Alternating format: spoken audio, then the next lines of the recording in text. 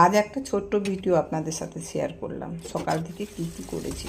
সকাল থেকে অনেক বাসন ছিল, বাসন ধুয়ে চা বানিয়ে চা বিস্কিট খেলাম। চা বিস্কিট খাওয়ার পর গ্রাম থেকে সবজি পাঠিয়েছিল। এখানে যা সবজির দাম, কেনা মুশকিল। গ্রাম থেকে অনেক সবজি পাঠিয়েছিলে। সবজি টবজিগুলো সব সবজি ঝুড়িতে তুলে গুছিয়ে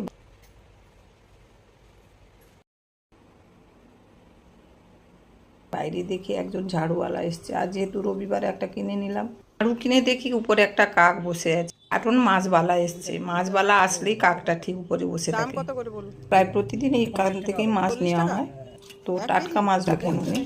তো মাছ কিনতে কিন্তু অনেক গল্প হলো। বঁটিটাতে আপনার ধার নেই? হ্যাঁ, মাছটা এটা কিন্তু মেদিনীপুরেরই বটি। ও হ্যাঁ, আমাদের ওখানে উনি মাছ কাটছেন আর আমি গল্প করছি। উনিও প্রচুর কথা বলেন, আমিও কথা বললাম অনেক। মাছ কাটা শেষ হতে মাছটা নিয়ে এসে ভালো করে ধুয়ে আমি লবণ দিয়ে মেখে রেখে দিলাম। রান্নার সময় হলুদটা দেবো, কারণ এতটা মাছ তো রান্না করা যাবে না। ভিডিওটা কেমন হলো লাইক কমেন্ট শেয়ার করে সাথে থাকবেন সবাই।